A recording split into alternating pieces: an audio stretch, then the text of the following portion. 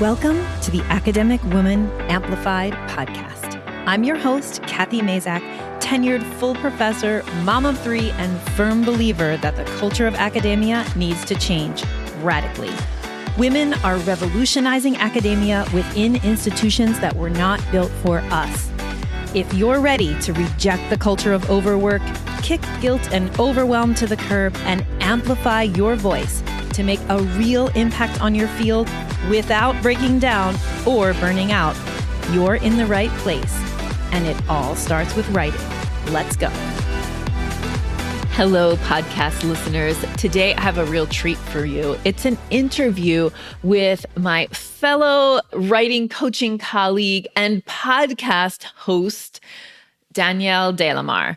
She has an amazing story to tell about her experience in academia as a highly sensitive person and the ray of lightning that hit her one day when she got a cancer diagnosis and how that affected her approach to her tenure track career. You are going to be inspired and I think hear a lot of familiar things that you can relate to in Danielle's story, particularly if you are feeling overwhelmed on the tenure track, feeling like a lot of anxiety, which is something that I hear so many academics talk about. Danielle talks about that and also this major kind of like I'm describing it as a lightning bolt that made her clearly see what her true path was to be. You all know that a lot of times I talk about the container through which we do the work and that different containers are equally valid and valuable. And you might find a container where you can do the favorite parts of you being a professor that isn't a professorship. And so Danielle talks about that as well. I hope that you enjoy hearing Danielle's story. Hello and welcome. I'm so excited to have you on the podcast. Okay, so I have a guest today is Danielle De La Mare, who is here to talk to us about her trajectory through academia and her life as an academic coach. So Danielle, welcome. Would you give people kind of a little introduction? Oh, thank you so much for having me, Kathy. I am so grateful to be here. And I was a tenured track faculty member. I did earn tenure. Just before I earned tenure, I got hit with a cancer diagnosis. And at that time, it really hit me really, really hard, like a ton of bricks that I was not living the life I wanted to be living. And I started realizing that I had been a work addict. And before I knew anything, right, I had gotten the diagnosis, but we didn't know like how much it had spread. We didn't know anything about what was going to happen to me. At that time, between getting the diagnosis and figuring out what my actual prognosis was, I started to realize how much I loved people and how much I wanted to be a part of my friends' lives and how much I wanted to be a part of my child's life. I had just one kid at the time. Mm-hmm.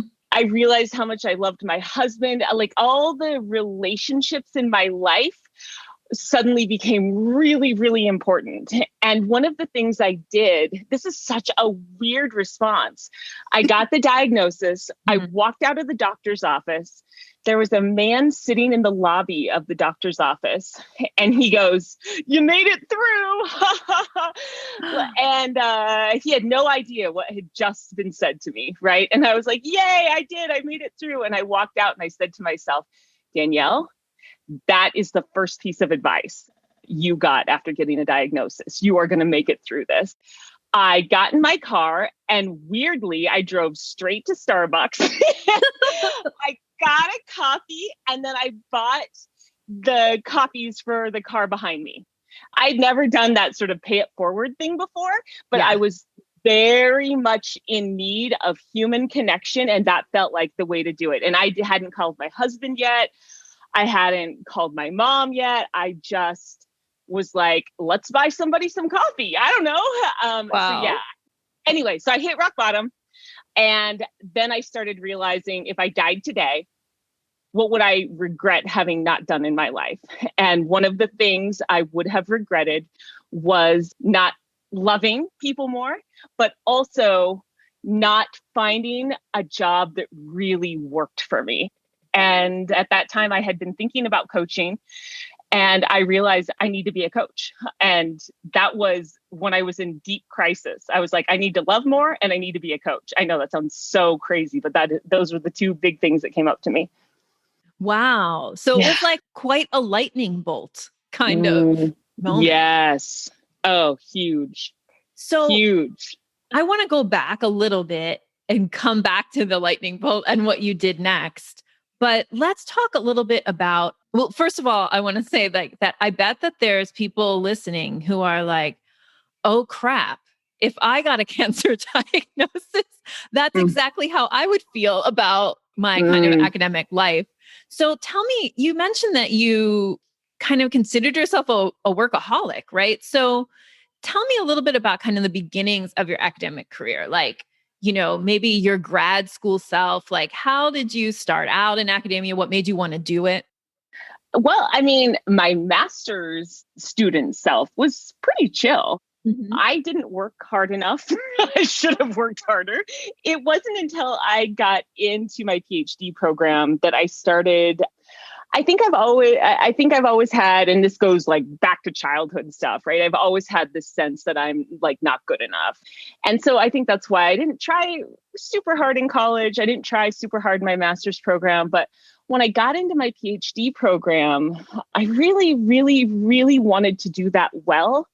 And I really, really wanted to become a professor. That was so important to me. And so when I got there, I worked really hard. And because I didn't feel like I was good enough ever, as many of us can relate to, I overworked so as to sort of compensate for what I believed I was missing. Right. And so I carried a lot of anxiety with me through grad school, but the PhD program was absolutely wonderful for me in terms of being able to really think about my research in a deep way and really process it deeply.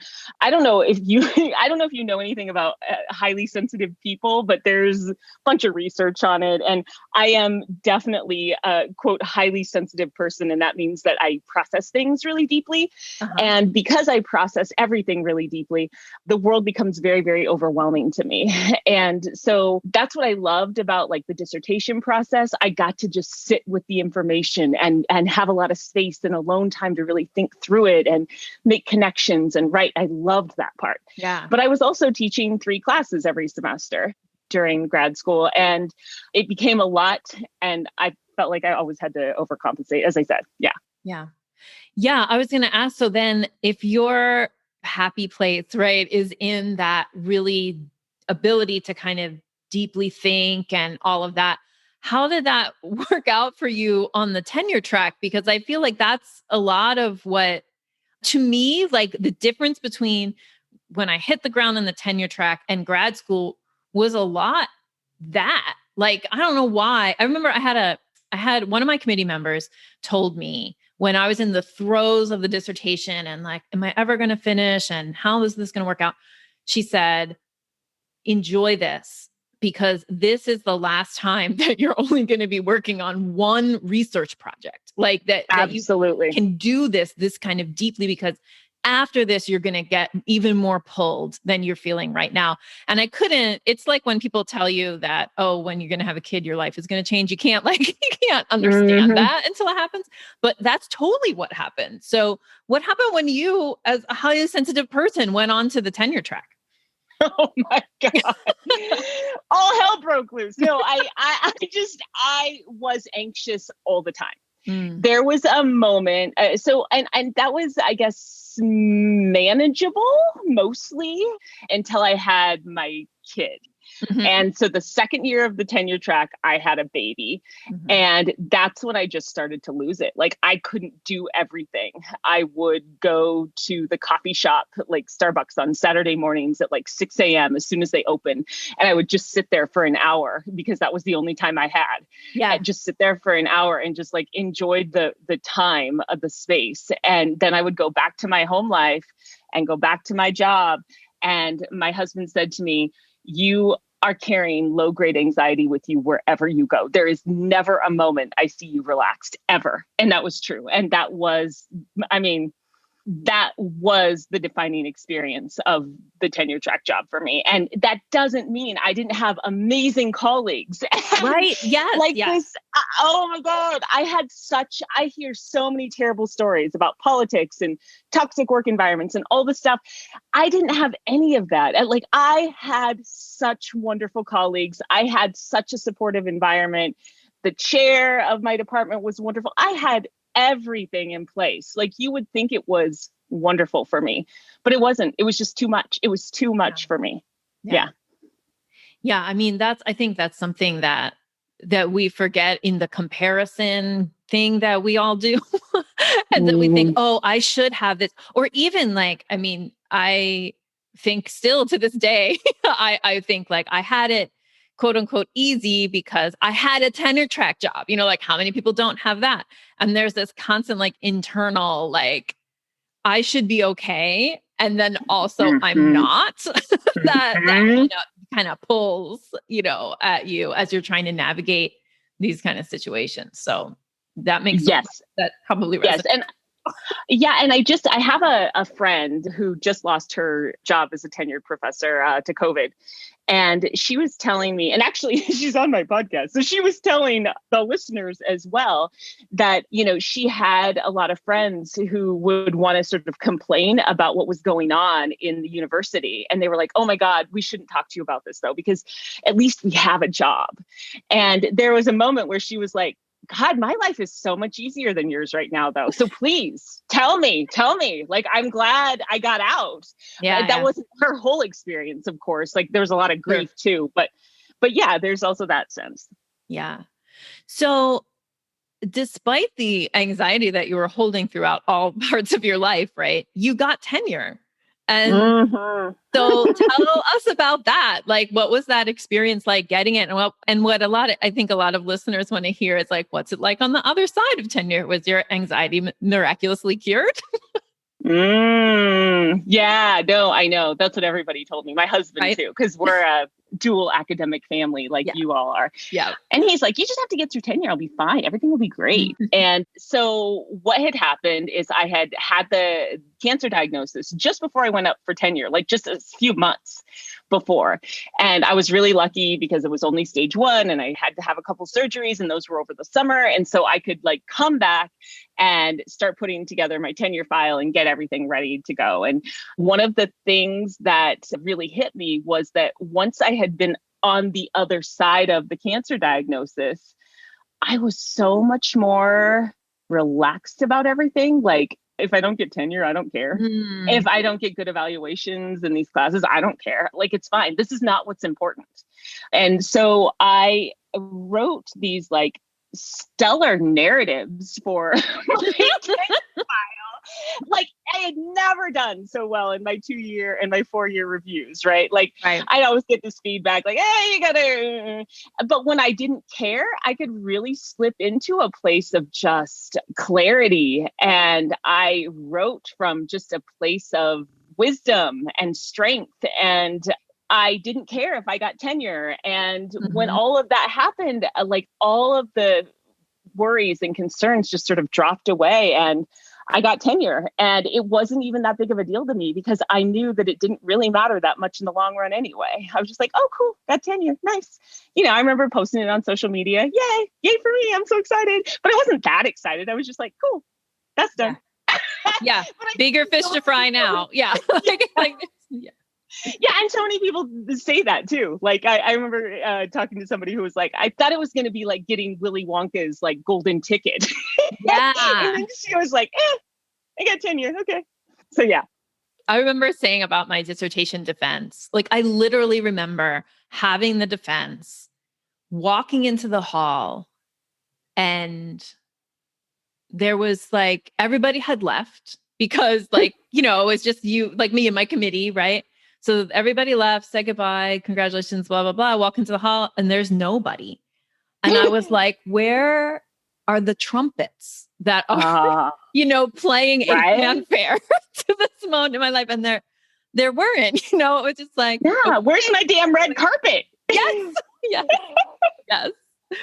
Oh my goodness. Okay. So you mentioned, right, you had your kind of lightning bolt moment with your cancer diagnosis. You got tenure.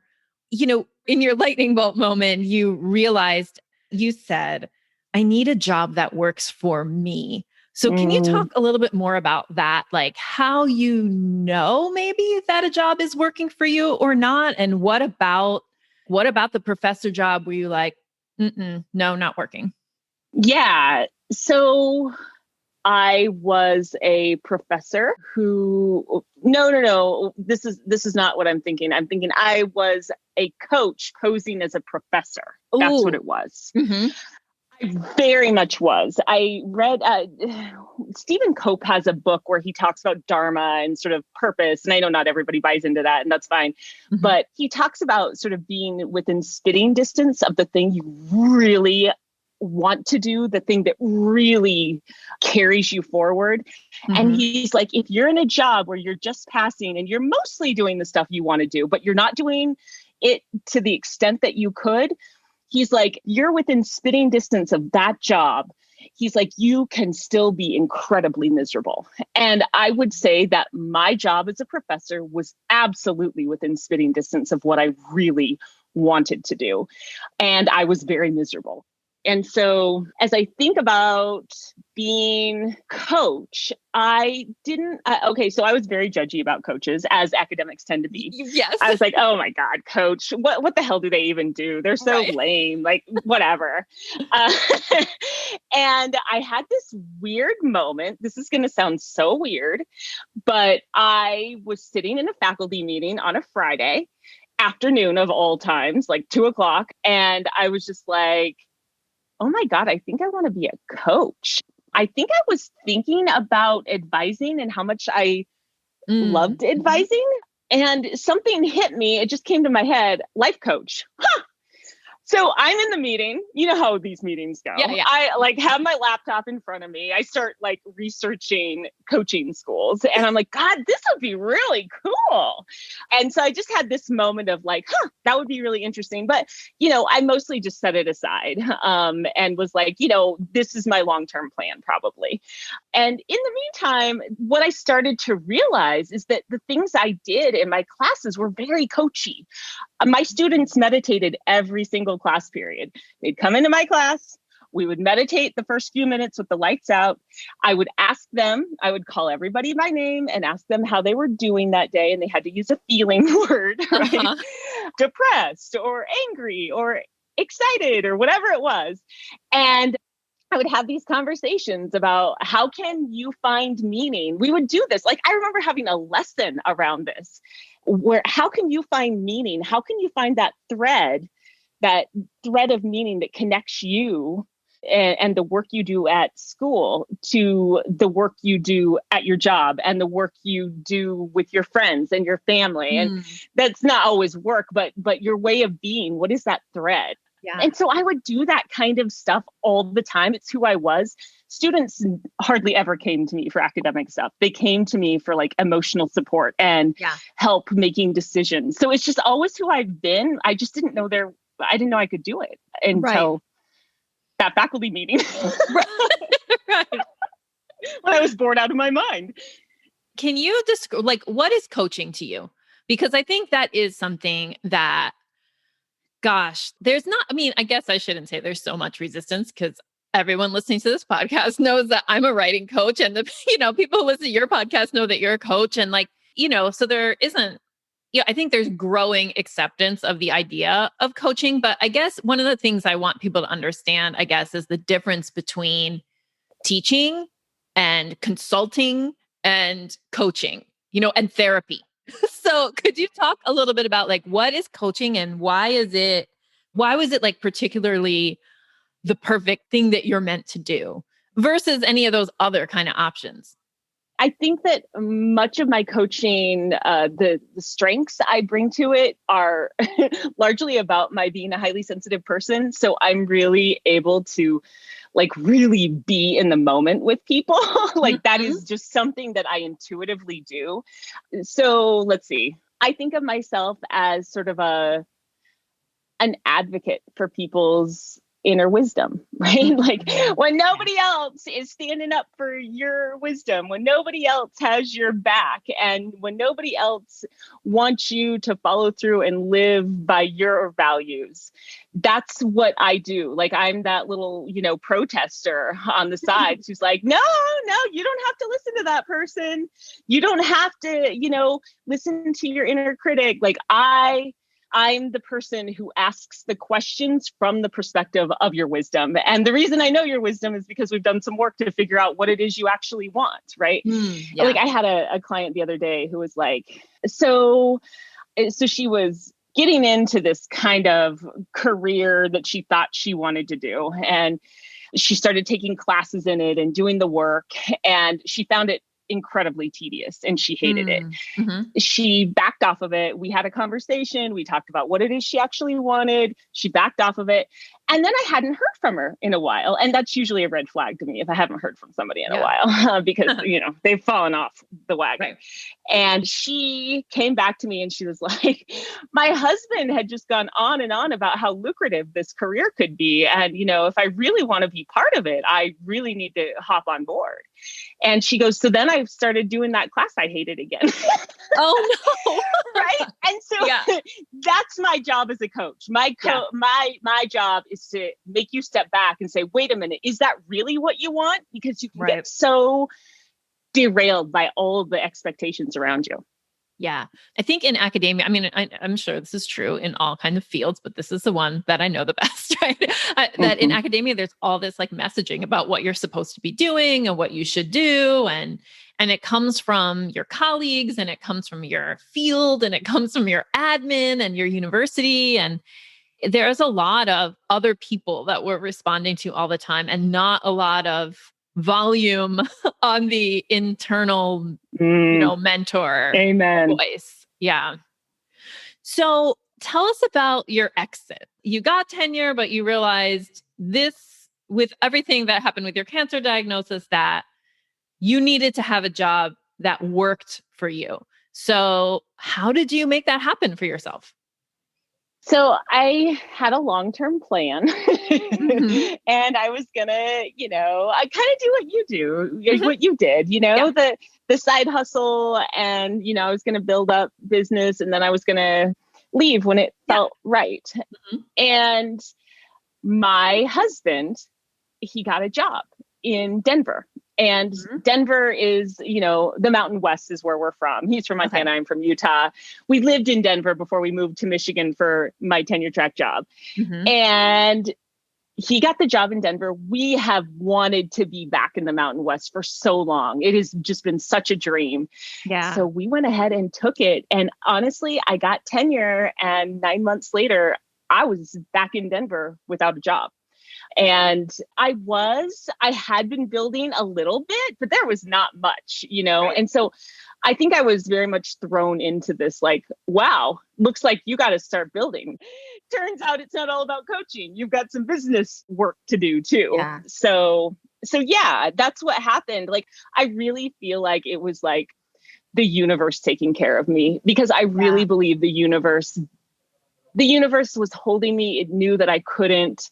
I'm a highly sensitive person. I don't think I could have done all the work of the side hustle and done the academic job all at the same time because there's just too much processing for me to do. And so I just feel so saved by that time, that moment when he got that job offer in Denver. And we're where we want to be now. So yay. That's amazing. So exciting. So tell us about the kind of coaching you do, like who you coach, who's your ideal coaching client, and why you decided on that focus. So I think my ideal client is me. who I used to be, that person who was in a tenure track job and felt really stuck and didn't know what else to do and was miserable all of the time, but didn't even really fully know I was miserable. Like I love teaching. I love my colleagues, right? You can talk yourself out of a lot of things. And so the coaching I'm doing is getting people to really, and this goes back to my meditation stuff too, right? Like getting people to really check in with themselves on a regular basis over and over and over and over again during the day. And it doesn't have to be perfect, right? You don't have to sit down in your, lotus position with a candle. Right. All you have to do is check in with yourself and say, where am I right now? Am I feeling good? Am I not feeling so good? What do I have to do to feel a little bit better? And it's just that moment by moment by moment switch to the thing that feels better to you, that gets you to a life and a career that you want to be in. And I know that sounds just really sweeping and big, and a lot of people are probably going, okay, whatever. But what I want you to understand, if you are one of those people, is that if you are always in a state of anxiety, always in a state of fighting or avoiding, or maybe you're always in a state of like glazed over and burned out, you are not making good decisions. Right. Yes. And you have to come back to yourself and realize that you are in that state so that you can do something about that. You need to be in the right feeling state. Martha Beck, who I went through her coach training program, and she herself is a recovering academic. She was a sociologist. She says that everything you want in your life is mailed to your peace address.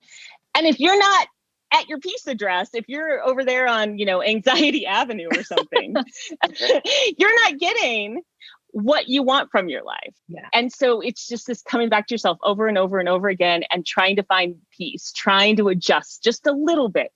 Even if you can't adjust a lot, maybe you just need to sit down and watch Netflix for 5 minutes. Maybe that's what you need, or maybe you just need to lay on the damn floor for a few minutes. Like just checking in with yourself, checking in with your body, and then making the adjustments. That's the work I really, really do with clients. And what happens is that when you get into that place where you're playing more and you're resting more and you're calmer, there are these insights that emerge that are just beautiful. You're like, oh, I could do that. I should talk to this person. Yeah. Or whatever it is, like you have these career insights that just come to you and you can't even believe they did, but they did because you were in peace. And so it's a lot of work. It really is a lot of work, but you can do it and you can feel so much better, and you won't believe how much better your life can get if you do it. Yes. And am I right to say that you work with people who are going to stay in academia and people who are like, I think I'm out? I do. And a lot of the work I'm doing is helping them to work through that decision. Yeah. Often it's like, I really like it here for these reasons, but I really hate it here for these reasons. And so we're going to work through it and see what it is that actually you do want to do. Because right? That little wisdom inside of you knows. You just need to uncover her. Yep. Yeah. And I think that's something that even as a coach, I myself struggle with a little bit, which is like, I actually believe, like, I really believe this. I'm not kidding when I tell people that I believe that you can, if it's the right thing for you, that you can be an academic and you don't have to overwork and you don't have to deal with all the stress and all that stuff, that you can do things to change your experience. Some of those things are to change your job, but not always. And like, I don't know, maybe I'm kind of like relentlessly hopeful about some of the stuff, but I do find, like, for me, I knew that getting out was the right decision. And interestingly, like, as I think I said at some point on your podcast, it was like, it was because I'm bound to this place. Like I couldn't change the job. I couldn't change the container. I had to make my own container because this was my only option. And if I was going to stay here, and we were definitely staying here. So it's sometimes, right? Like geography forces you to make like some Oh my interesting. God. It's such a big deal too for us because we're so Yeah. like academics will do anything for their jobs. I'll go Yes. move in the middle of nowhere where I know nobody and like I don't fit in the culture at all, but I'll do it. I'll do it for that. Yep. I'll do it for that job.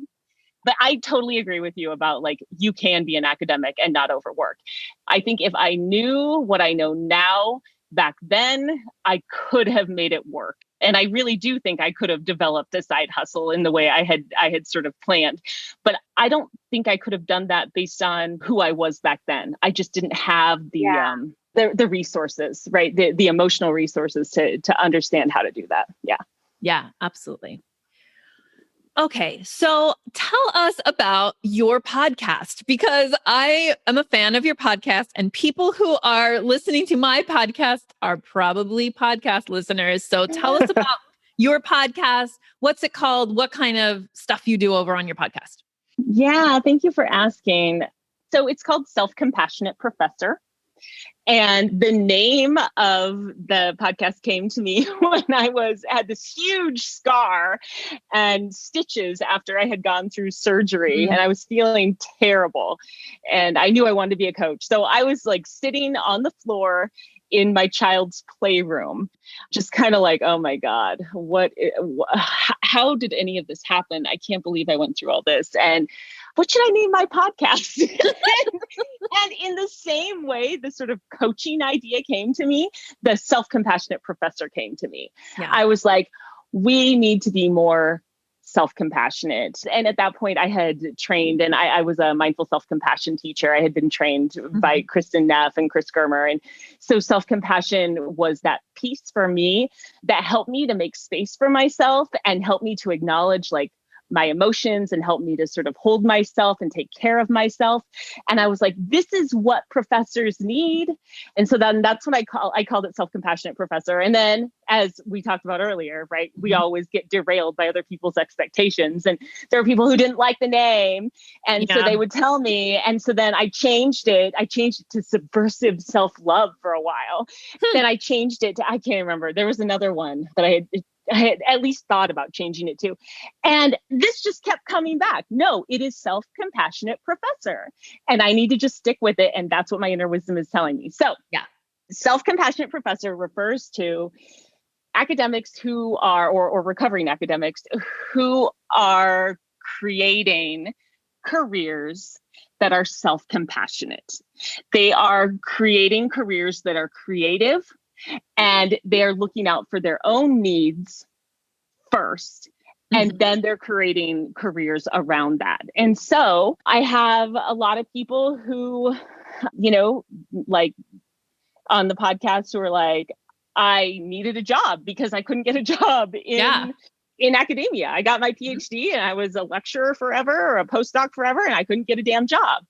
And so there are people who talk about those journeys and how they got into what they get into. And what I find is that the guests are often sort of on teaching tracks or research tracks in these new sorts of careers, or they stayed in academia and paved something that just is right for them. And they're just really good at boundaries. Right? Yeah. So for example, Alyssa Ackerman, she was on the podcast and she is a, tenure track faculty member. She got tenure at her old institution, but realized that environment didn't work for her. So she left and went to another institution.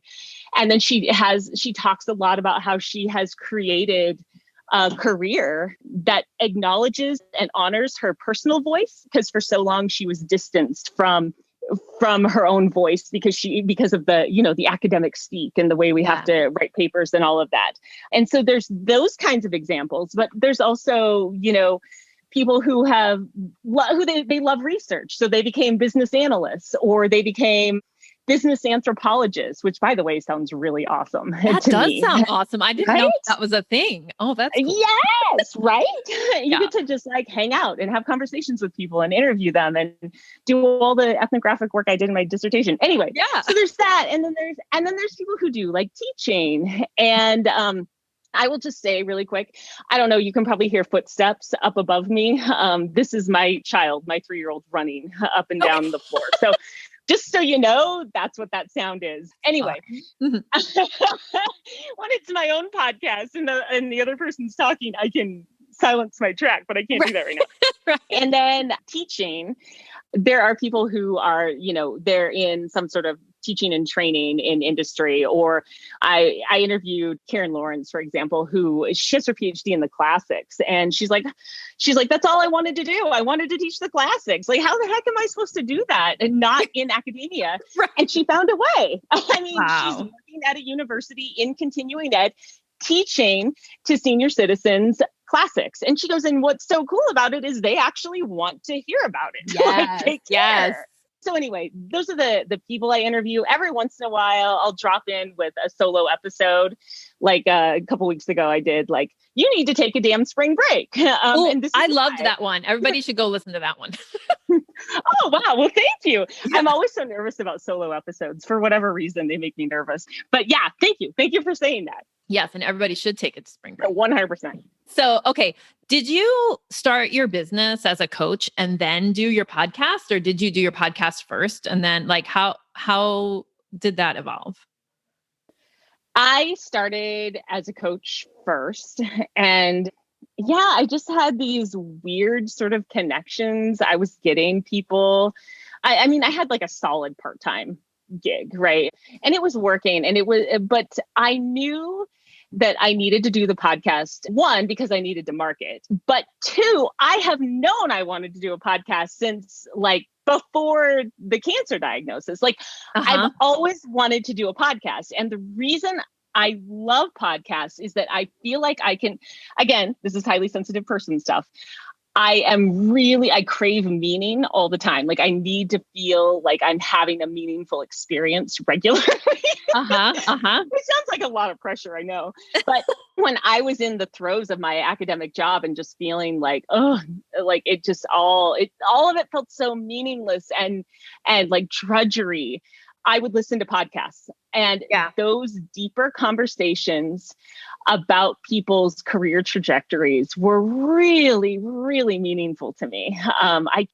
There was a little place in my heart that got filled at a time when I was really, really sick in mind, body, and spirit. And podcasts did that for me. And so I thought, well, shit, I can create a podcast for people who were like me and give them a sense of hope and connect them to people who've been through it and who have come out on the other side and they're happy and healthy and peaceful. Awesome. Great. Yeah. That's amazing. So tell the people where they can find you. If they would like to learn more about you, where can they go? You can go to selfcompassionateprofessor.com. If you're in one of those places where you're like, do I leave academia? Do I stay in academia? I have a little download there. You can download, sort of essential questions to ask yourself as you sort of think through it. And they're questions that will ground you a bit and make you feel like you're not stuck, but you actually can move a little bit. So there's that. And find me on my podcast. Please. And you can also, if you're interested, I also have a little button on my website where you can schedule a free consult. I do free consults to talk about, what you need. And if I can't help you, I have a whole lot of career coach colleagues who I can refer you to. So that's where you can find me.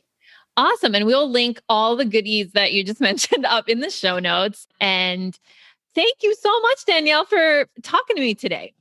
Oh my gosh, it's so my pleasure. I have really appreciated these conversations that you and I have gotten to have over the last few weeks on my podcast and your podcast. Yay for podcasting. Amazing. Thank you so much. Thank you so much for spending your valuable time loving on yourself and your writing by listening to this episode. If you're feeling pulled in 1,000 directions and can't seem to carve out time to write, I've got a solution for you. Go grab my 10 ways to make time to write cheat sheet. Just go to kathymazak.com/podcast-time to learn my best quick tips for putting writing at the center of your career where it belongs.